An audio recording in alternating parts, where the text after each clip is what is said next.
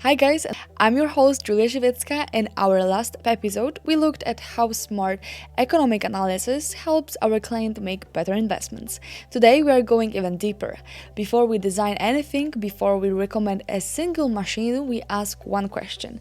Is this project future-proof? Through global due diligence, Smart Factory Design looks at the entire environment around a project, financially, legally, logistically, and even geopolitically. Because real sustainability isn't just about materials, it's about resilience. Back with us is Aleksander Stepinski, our CEO, to explain how we guide clients through this process. So let's start with the basics, Alex. What is global due diligence in this context of factory design? Yeah, so the global supply chain to build a factory, it's global. You can't build a factory in a given region completely for high-tech products. You need to go outside your region to get the most efficient factory result. And so what we do is we have extensive networks in every region.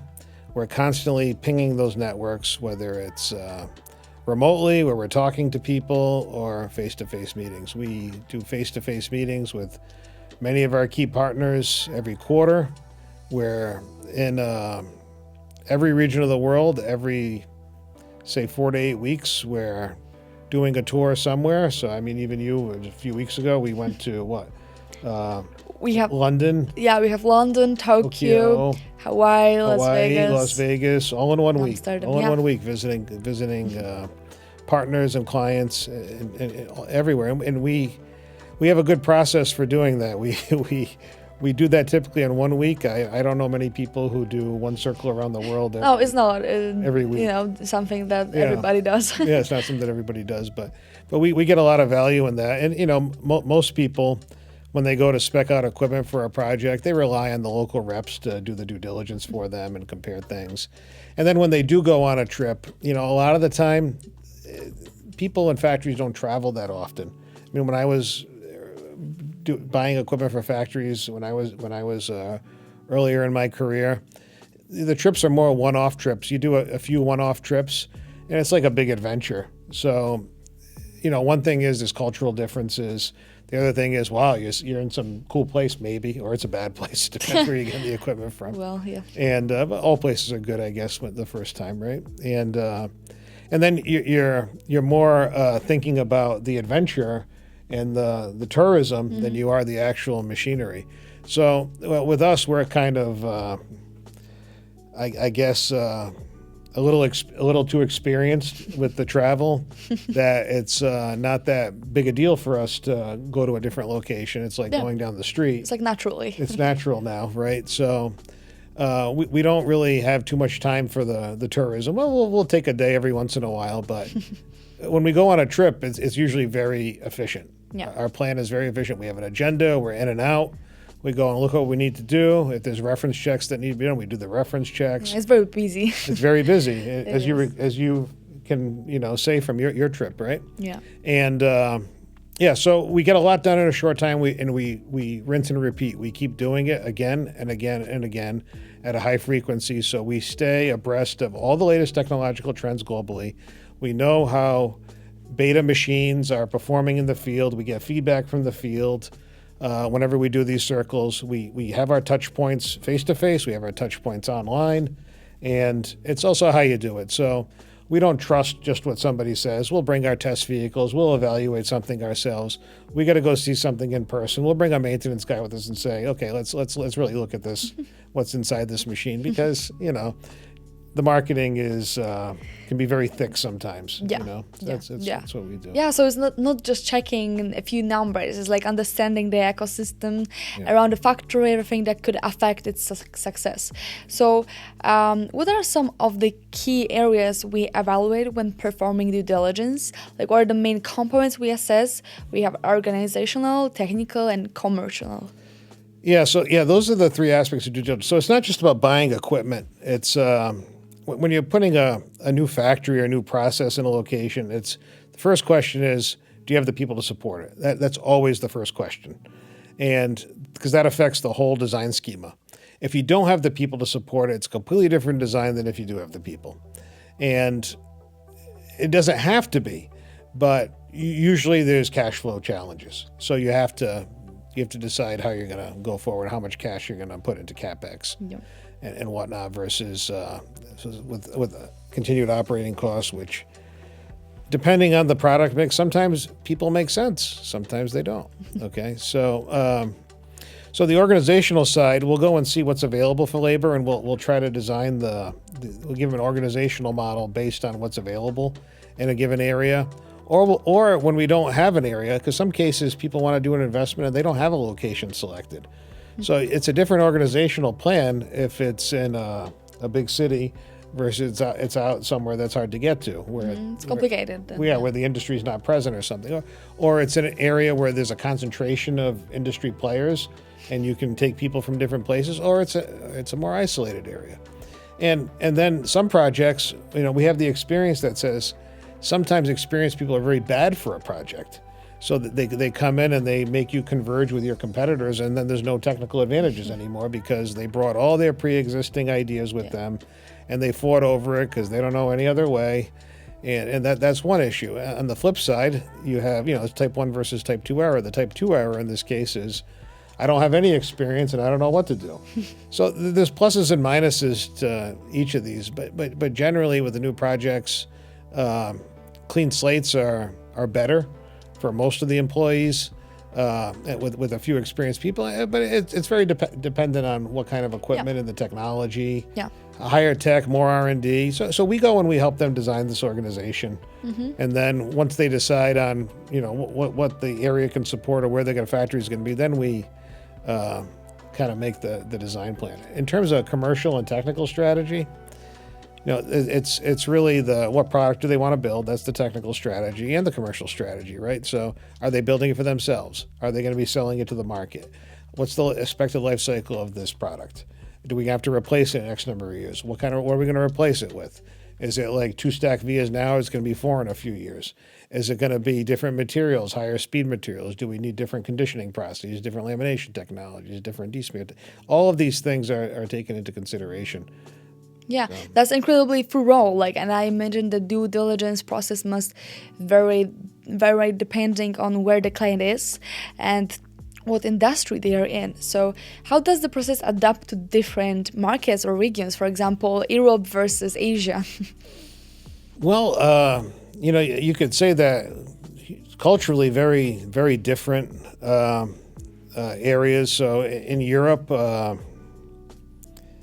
it's a different working style. It's totally different labor configurations. You have to go with the low labor model in Europe to be effective, unless it's just a very advanced tech center. If it's in Asia, labor costs are much lower, so the trade space ends up optimizing in a different place for this because they don't want to add complexity that's unnecessary. You never want to add complexity that's unnecessary, right? Because there's a cost to complexity too. Who can troubleshoot it and whatnot? So being able to maintain things is also very important. You have to have the people that can do this in each area.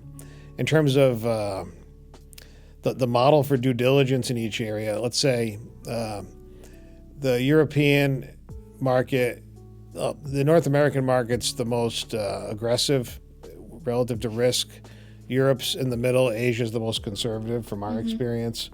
So, and why is that? Well, the U.S., it's always been very aggressive in this way. Europe, it's more bureaucratic. Let's say there's, if you start a business and it fails, they punish you. In the U.S., you just start another one. And it's like a circle, never-ending circle. Yeah. In Asia, this is where the industry largely sits. So everybody's waiting to see what everybody else does, and they're very careful. There's a few people that are aggressive out there, but not too many. So the due diligence in each area is different. When you have aggressive people, the due diligence is less. They'll fix things on the fly. That's the U.S. and in Europe, less so. Big specifications, much more planning, more engineered. That's the culture in Europe, generally speaking. Not all countries, but most. And in Asia, it's really completely de-risk it by any means possible. Yeah. except for the few people here and there that are aggressive or that hire some aggressive people from overseas to stir things up a bit. Yeah. And that's what we see. So there's a different approach in each area. When we write specifications, it's completely different for each area. When we write plans and action plans and that we have to execute for due diligence, it is different for clients in each area, and even in sectors in each area. Yeah. A commercial client versus a defense and aerospace client is going to be a different approach too. Yeah. Someone who's doing government contracts is always very conservative, typically. So. Yeah, that global perspective is like so important, especially with supply chains changing rapidly. Yeah. And for our clients, it must be reassuring to know that someone is thinking 5 steps ahead. So how does this type of planning help protect our clients from long-term risk? Yeah, so when our clients do big projects, a project is like a company in itself. If it's a big project, major projects, major programs are like an organization unto themselves. So if somebody wants to adopt a major project, usually what they'll do is they'll take somebody internally and say, okay, you're going to be in charge of this project for us right now. And then they take away from whatever they were doing and they got to replace them with somebody else. But because it's already established, this is easier to do. But does that mean that that's the best thing for the company, is to take like the best person and have them lead the biggest project ever? Not necessarily. Not necessarily. Usually that person is the best resource for the project. And to get information to optimize the design of the project. And that's where we come in, is we kind of use these people as resources, and we help get the project organized, and we try to minimize the need for an additional overarching organization over the project. Yeah. They will always need to have some resources dedicated to the project when it comes to a new factory, but you don't need to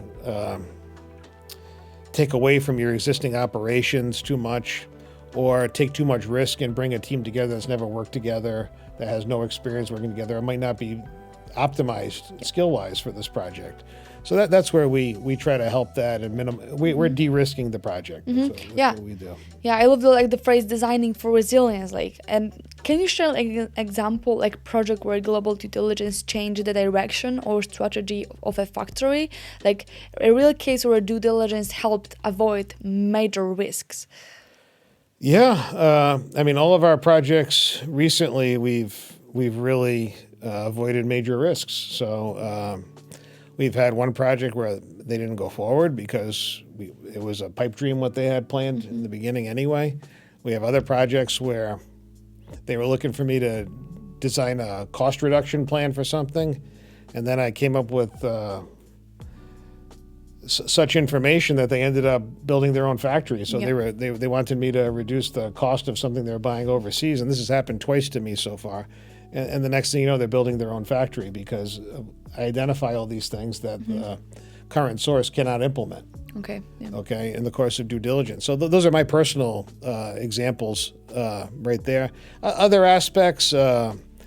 Identifying, someone says, I want to build this product, and then you go and you dig into it, and that product's not even available right now. By the time we get this project done, it's going to be a totally different product, and you're misaligned. So that's the core value we provide, is due diligence, and when we provide it, it's always game changing. So yeah, that's such a powerful reminder, like that what we don't do can be just as valuable as what we build. So smart factory design isn't just about making factories run, it's about making sure they last. So thank you, Alex. From economic analysis to global due diligence, smart factory design approaches every project like a long-term partnership with strategy, data, and care.